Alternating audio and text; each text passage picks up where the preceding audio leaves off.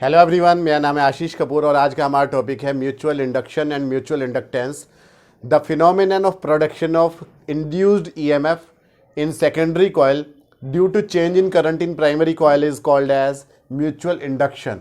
Secondary coil में EMF generate होता है किसकी वजह से? प्राइमरी कॉइल में करंट के चेंज होने की वजह से, और इसी को हम क्या बोलते हैं? म्यूचुअल इंडक्शन कहते हैं। तो म्यूचुअल इंडक्शन को समझने के लिए आप समझिए कि यहाँ पर दो कॉइल्स होती हैं। ये इस तरीके से कॉइल, किसी वायर की, किसी भी मेटल की, ये दो कॉइल हैं और फर्स्ट कॉइल के अंदर एक करंट का सोर्स यानी कि बैटरी लगी हुई होती है, साथ में एक रियोस्टेट यानी कि एक वेरिएबल रेजिस्टेंस लगा हुआ होता है, जिसकी हेल्प से हम फर्स्ट कॉइल में से पास होने वाले करंट I1 को चेंज कर सकते हैं। और जब हम I1 को चेंज करते हैं जो फर्स्ट कॉइल में से पास हो रहा है, तो उसकी वजह से फर्स्ट कॉइल में से पास होने वाला जो मैग्नेटिक फ्लक्स है या मैग्नेटिक फील्ड है वो भी चेंज होता है। आपको पता है कि किसी भी कॉइल के अंदर जब करंट फ्लो करता है तो उसके अंदर क्या जनरेट हो जाता है? Magnetic field. Current carrying coil behaves as a solenoid, और सोलेनॉइड का क्या होता है? एक मैग्नेटिक फील्ड होता है। तो मैग्नेटिक फील्ड डायरेक्शन कैसे निकालते हैं हम उसकी? राइट हैंड थंब रूल से निकालते हैं। जिस डायरेक्शन में आपका करंट घूम रहा है उस डायरेक्शन में आप अपनी फिंगर्स को कर्ल कर लेंगे, तो जो थंब की डायरेक्शन होगी वो किस चीज़ की डायरेक्शन को शो करेगी? मैग्नेटिक फील्ड की डायरेक्शन को शो करेगी। तो यहाँ जो है, जब प्राइमरी कॉइल में से जो करंट पास हो रहा है वो इस डायरेक्शन में पास हो रहा है, तो इसका मैग्नेटिक फील्ड किस डायरेक्शन में होगा? इस डायरेक्शन में होगा। और ये मैग्नेटिक फील्ड पास में रखी हुई एक दूसरी कॉइल में से पास हो रहा है, जिस दूसरी कॉइल को हम बोलते हैं सेकेंडरी कॉइल। अगर प्राइमरी कॉइल के अंदर करंट की वैल्यू कांस्टेंट है, if I is equal to constant, अगर आई कांस्टेंट है तो इसका जो मैग्नेटिक फील्ड है, प्राइमरी कॉइल में से पास होने वाला मैग्नेटिक फील्ड, तो बी भी क्या होगा? वो भी कांस्टेंट होगा, मैग्नेटिक फील्ड भी कांस्टेंट होगा। तो ये जो सेकेंडरी कॉइल में से पास होने वाला मैग्नेटिक फ्लक्स है, मैग्नेटिक फ्लक्स को बोलते हैं φ2। φ2 क्या होता है? B1 डॉट एरिया, जहां एरिया क्या है? ये एरिया, कॉइल का एरिया, B1 डॉट ए। तो ये भी क्या हो जाएगा?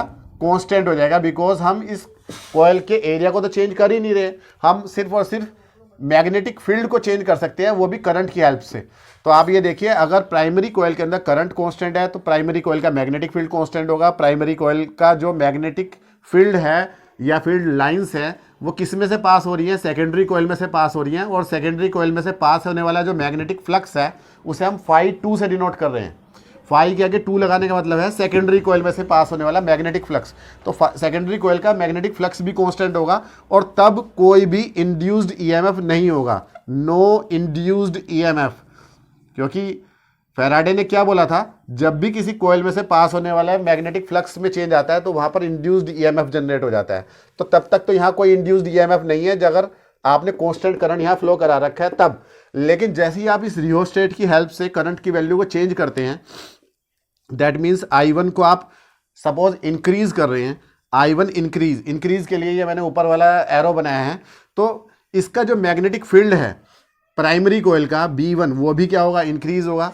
वो मैग्नेटिक फील्ड किस में से पास हो रहा है? सेकेंडरी कॉइल में से, क्योंकि सेकेंडरी कॉइल प्राइमरी कॉइल के पास में रखी हुई है। तो यानी कि फ्लक्स जो है वो φ2 भी क्या होगा? इंक्रीज करेगा। और जब फ्लक्स इंक्रीज करेगा तो यहाँ पर इंड्यूस्ड ईएमएफ जनरेट हो जाएगा अकॉर्डिंग टू फैराडेज लॉ। ठीक है, इसका उल्टा भी पॉसिबल है। अगर हम प्राइमरी कॉइल में करंट की वैल्यू को डिक्रीज करते हैं तो मैग्नेटिक फील्ड भी डिक्रीज होगा और फ्लक्स भी डिक्रीज होगा, और तब भी क्या होगा? इंड्यूस्ड ईएमएफ जनरेट होगा। तो ये जो इंड्यूस्ड ईएमएफ है, ये जो फिनोमिनन है of generating induced EMF in secondary coil due to change in primary coil, this phenomenon is called as mutual induction. तो यही आपका क्या है? म्यूचुअल इंडक्शन है। ये जो प्रोसेस है mutual induction. φ2 is directly proportional to I1, that means जितना ज्यादा करंट प्राइमरी कॉइल में होगा उतना ही ज्यादा सेकेंडरी कॉइल में से फ्लक्स पास होगा। I को बढ़ाएंगे तो φ2 बढ़ेगा, I को घटाएंगे तो φ2 घटेगा। तो φ2 डायरेक्टली प्रोपोर्शनल टू I1। तो जब भी प्रोपोर्शनलिटी के साइन को हटाते हैं तो वहां पर क्या आ जाता है? कांस्टेंट आ जाता है। तो φ2 इज इक्वल टू आ जाएगा MI1, वेयर M क्या है? कांस्टेंट है ऑफ टू कॉइल्स दोनों कॉइल्स के ऊपर डिपेंड करता है ये, ठीक है। और इसी को हम क्या बोलते हैं, म्यूचुअल इंडक्टेंस। यही वो कांस्टेंट है जिसके बारे में एग्जाम में पूछा भी जाता है कि म्यूचुअल इंडक्टेंस की डेफिनेशन क्या है। तो डेफिनेशन आप यहीं से निकाल सकते हो, M इजिकल टू कितना हो जाएगा, φ2 अपॉन I1, ठीक है। तो if I1 is equal to 1 ampere, यानी कि अगर प्राइमरी कॉइल में 1 एम्पियर का करंट फ्लो कर रहा है तो तब M इजिकल टू किस चीज़ के होगा, φ2 के। यानी कि कंडीशन हमने लगा दिया है, अगर करंट प्राइमरी कॉइल में कितना है 1 एम्पियर है, तो सेकेंडरी कॉइल में से पास होने वाला जो मैग्नेटिक फ्लक्स है वही किस चीज़ के इक्वल होता है, म्यूचुअल इंडक्टेंस के इक्वल होता है। और यही इसकी डेफिनेशन है। डेफिनेशन आप लिख देंगे, mutual inductance equals to magnetic flux passing through secondary coil when current in primary coil is unity. तो induced EMF in secondary coil, ये हम देखेंगे according to Faraday's law, second law. According to Faraday's second law, second law के according induced EMF जो होता है, ई जो होता है वो होता है माइनस का d phi upon d t, rate of change of magnetic flux. तो यहाँ से फाई की वैल्यू हम यहाँ पुट कर देंगे। फाई की वैल्यू जब हम पुट करेंगे तो minus D upon d T, और फाई की जगह हमने क्या पुट किया, MI1, ठीक है, यूजिंग इक्वेशन नंबर 1। तो आपके पास में आ गया इंड्यूस्ड ईएमएफ का फॉर्मूला आ गया।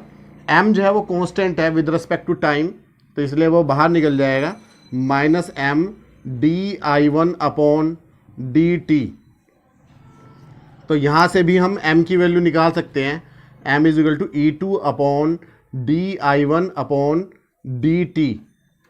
That means if DI1 upon DT क्या है, rate of change of current in primary coil.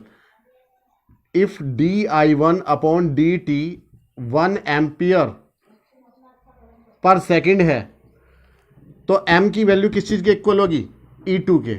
यहाँ पर जो नेगेटिव साइन है वो इंडिकेट कर रहा है लेंज लॉ को, यानी कि इंड्यूस्ड ईएमएफ की डायरेक्शन यहाँ पर ऐसी होगी कि वो इसमें करंट के चेंज होने का अपोज करेगी, ठीक है। वो लेंज लॉ को शो कर रहा है, उसे हम छोड़ रहे हैं, सिर्फ और सिर्फ मैग्नीट्यूड पे ध्यान दे रहे हैं।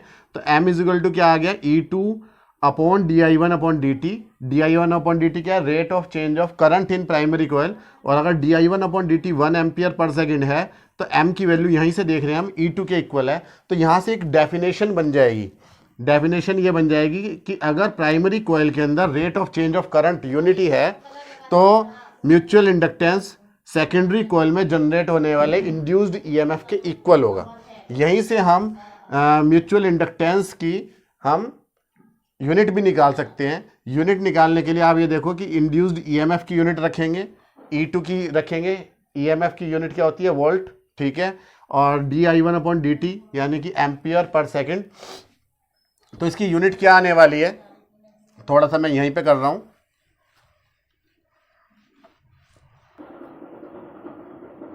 Unit of M, mutual inductance की यूनिट क्या होगी, E2 की यूनिट रखेंगे हम, that means volt, into time की यूनिट सेकेंड, और अपॉन में करंट की यूनिट, करंट नीचे की तरफ आएगा, करंट की यूनिट एम्पियर, तो वोल्ट सेकेंड पर एम्पियर, ठीक है।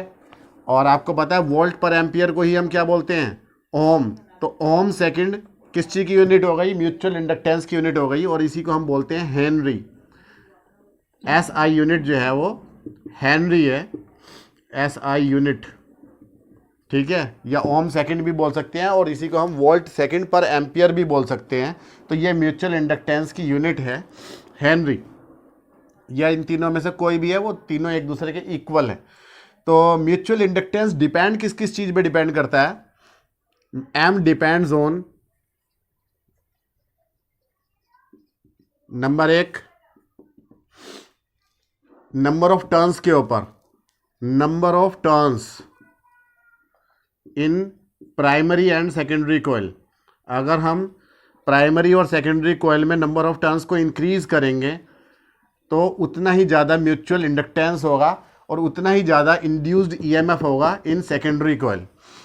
दूसरी बात, म्यूचुअल इंडक्टेंस डिपेंड करता है इनके शेप और साइज के ऊपर, shape and size of coils. अगर इनके कॉइल्स का साइज ज़्यादा है, ज़्यादा बड़ी बड़ी ये इसके नंबर ऑफ टर्न्स हैं, तो उतना ही ज़्यादा मैग्नेटिक फ्लक्स यहाँ से पास होगा और उतना ही ज़्यादा जो है म्यूचुअल इंडक्टेंस होगा। ठीक है। थर्ड है आपका, म्यूचुअल इंडक्टेंस डिपेंड करता है इनके बीच में कौन सा मटेरियल रखा हुआ है, that means nature of material used as core. Core का मतलब इसके बीच में हम एक रोड रख देते हैं दोनों कॉइल के बीच में किसी मैग्नेटिक मटेरियल की, जैसे कि हम आयरन की रोड रख देते हैं। तो जैसे हम आयरन की रोड को रखते हैं तो म्यूचुअल इंडक्शन बढ़ जाता है यहाँ पर और म्यूचुअल इंडक्टेंस इंक्रीज हो जाता है। अगर हम आयरन की रोड को हटा लें, सिर्फ और सिर्फ एयर छोड़ दें, तो तब इनका म्यूचुअल इंडक्टेंस डिक्रीज हो जाता है।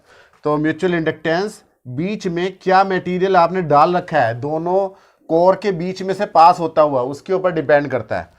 दोनों कॉइल के बीच में से पास होते हुए जो मटेरियल होता है उसी को हम कोर बोलते हैं। तो ये आपकी कोर है, कोर के मटेरियल पे डिपेंड करता है। और चौथी बात, म्यूचुअल इंडक्टेंस डिपेंड करता है इनके बीच के गैप के ऊपर, सेपरेशन के ऊपर, सेपरेशन बिटवीन कॉइल्स। जितना ज़्यादा सेपरेशन, म्यूचुअल इंडक्टेंस उतना ही कम। सेपरेशन बिटवीन कॉइल्स, अगर एक दूसरे के बिल्कुल पास में है ये दोनों कॉइल्स, तो म्यूचुअल इंडक्शन या म्यूचुअल इंडक्टेंस उतना ही ज़्यादा होगा। उम्मीद है कि आपको ये सारी बातें समझ में आई होंगी। मिलते हैं अपने नेक्स्ट टॉपिक में, तब तक के लिए थैंक यू।